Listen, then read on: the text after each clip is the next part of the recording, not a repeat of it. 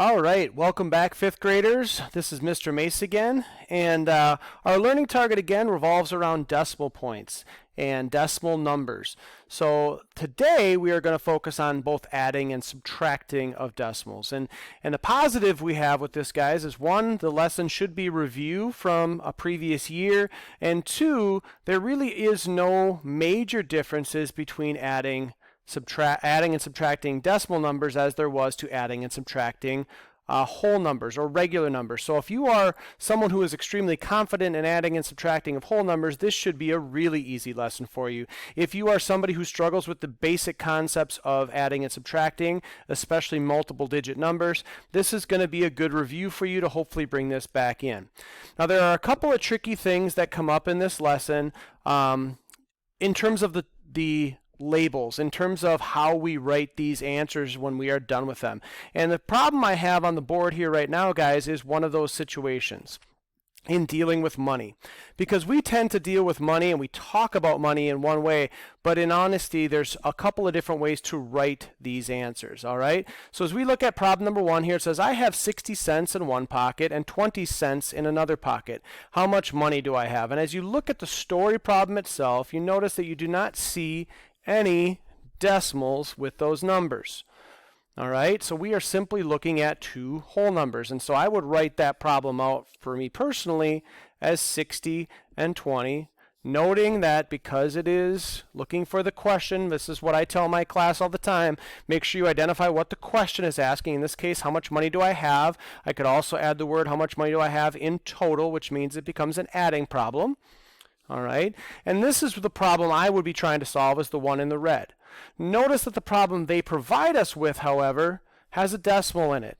Okay, so as we think about this, we kind of need to analyze, why did that decimal point get there? Why did they change it to a decimal number? Well, two things can happen here, guys. We can solve this problem as a whole number problem, just like I've got it written here right now, and we can determine that this answer is 80 cents, or 80 cents if I want to write out the word. And you're going to notice the similarities and the differences as we move to the question on the right. Okay, notice the symbol that I used, or the label that I used for my answer. You don't see that anywhere present in the problem on the right. You see a dollar sign. And because the dollar sign is there, you see a decimal point.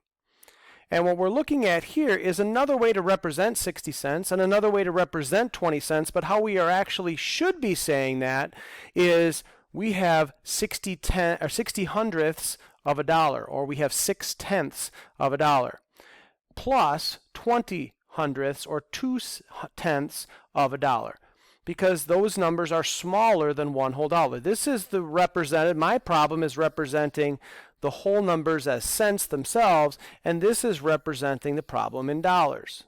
The math itself has not changed, guys. As long as we line up the place values correctly and the decimal points are in the same location, we can simply go through the problem the exact same way. And these two things are both correct ways to answer this problem.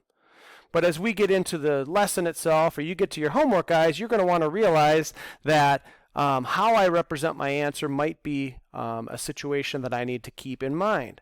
Maybe it's asking me for the decimal version of cents, and it's going to ask for the dollar sign as the label, or those kinds of things.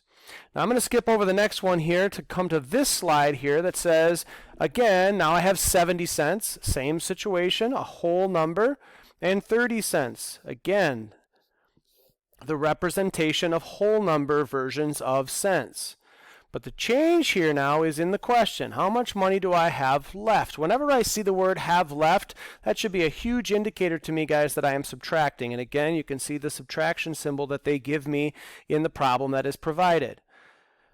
Nothing is different except for the label when we get to the end of this, or how we are representing these answers. So this problem simply becomes 70 minus 30, which is 40 cents, or 40 cents left.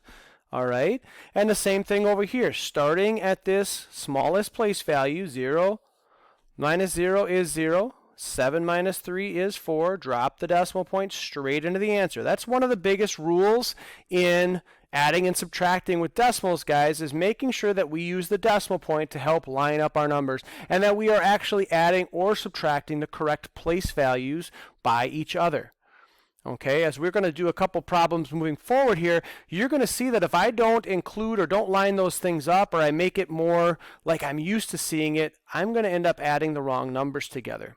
So then I continue beyond the decimal point here. 0 minus 0 is still 0, and I bring down the dollar sign as my label. Those again are both the same types of answers. All right.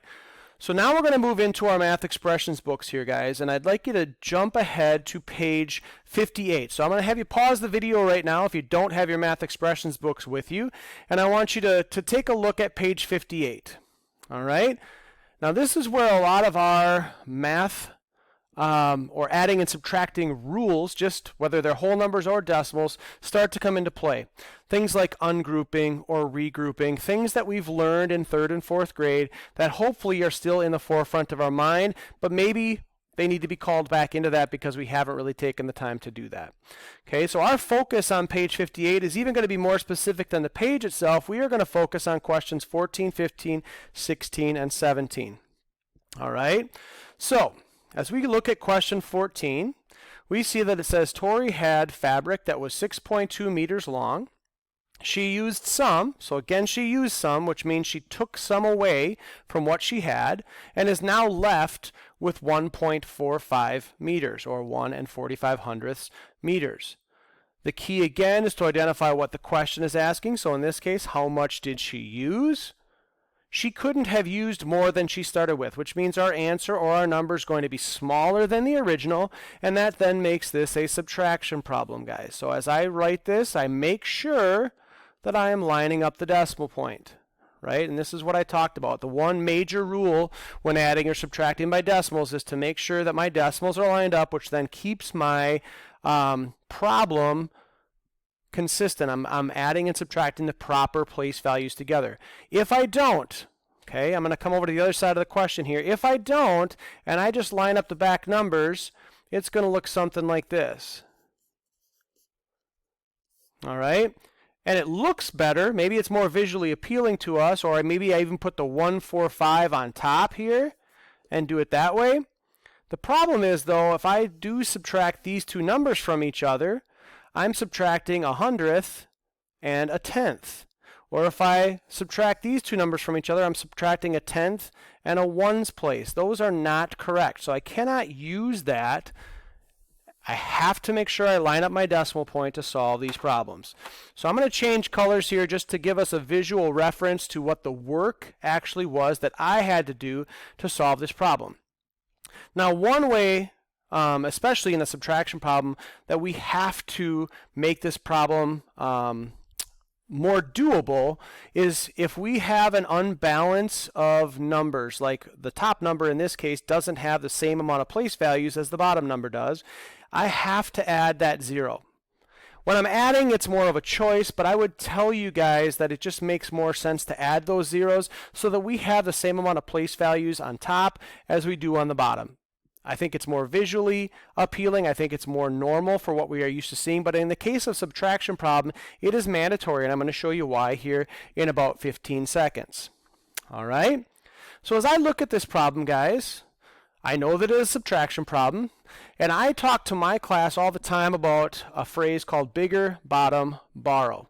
Meaning if the number on the bottom in a place value is bigger than the number on the top, I have to borrow from the place value in front of it. And borrowing is a term that I used when I was growing up in terms of subtraction, or my teachers used for me.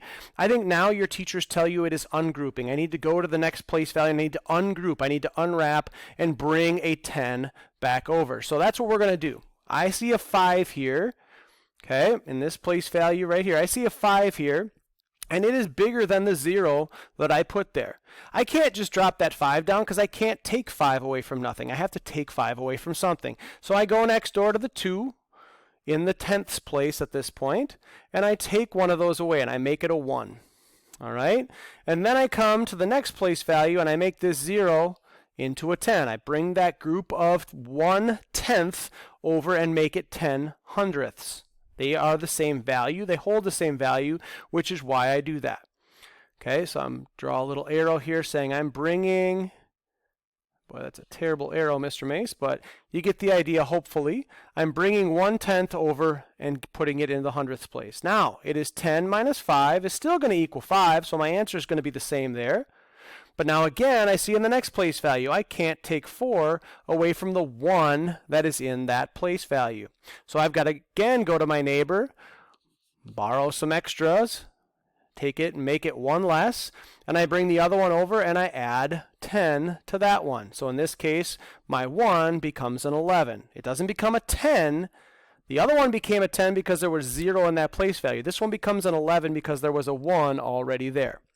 So then it becomes 11 minus 4 equals 7. Drop the decimal point. Key here, don't forget your decimal point, straight into the answer, and now it's 5 minus 1 equals 4. So our answer for number 14 is 4.75. Remembering to label my story problems, meters is how much she used. All right, problem number 15 now. Matt is competing in the long jump event. His first jump was 3.56 meters, and so far the longest jump in the event was 4.02 meters. How much farther than his first jump must Matt jump to be in first place? Whenever we see a comparing word like farther, guys, we are comparing the two numbers involved, and that is again a subtraction problem. That's, if you didn't know that already, that is one huge key in moving forward. Now the other key is to put these numbers in the correct order. I must always, when subtracting, put the larger number on top. So in this case, my 4.2 has to go on top. My 3.56, or Matt's jump, has to go on the bottom, all right, for me to identify what it is that I'm trying to solve. I can't put that on top or I would never be able to take enough away from it. All right, and I'm going to change colors again here just to show you what work I did from the problem. And you're going to again notice, like I talked about before, that the bigger number is on the bottom in terms of place value. 6 is bigger than 2. I can't take that away. So I go to the next door neighbor and I try to borrow one. Oh, there's a 0 there. I can't borrow from nothing. So now I've got to go 2 place values over. Well, another aspect of ungrouping, guys, is that I cannot go 2 place values at a time. So I can't bring this 1's place that I'm crossing out the 4 and making it a 3. I can't go all the way back to this place value. I got to go 1 place value at a time. So this 3 comes back to this spot and makes it a 10. Now I can borrow for the 2, make that 10 into a 9, and make this a 12. And now my problem is set up and ready to solve. Okay, so that's, again, hopefully something you remember from a previous math teaching in 3rd or 4th grade, that if I need to ungroup, I can't go 2 place values at a time, and I also can't borrow or take away ungroup from a 0. So now my problem's ready to solve. 12 minus 6 is 6. 9 minus 5 is 4. Drop that decimal point. Again, so many silly mistakes, guys, as we move forward with this, I guarantee. And then now it's 3 minus 3 gets us to 0. And our answer now for number 15 is 0.46 meters is how much farther Matt would have to jump. All right. So there's a couple problems there for you. Hopefully you were able to follow along, maybe do the same work I was showing you there, guys. What I would like you to do right now is I would like you to solve or try on your own problems 16 and 17. All right. I'm going to add a second video here as I'm running short of time on this video. I'm going to add a second video that helps walk you through the answers to 16 and 17 just so you can check your work on those two problems. Please try to solve them before you watch my second video helping you to answer that problem, okay? It's only going to benefit you to try it, and then if you see that you did something wrong or we notice we did something wrong, then you can see why by my explanation. All right, good luck on problems 16 and 17, and once we're done with that second video, guys, make sure that you are doing the exit ticket to help practice this skill.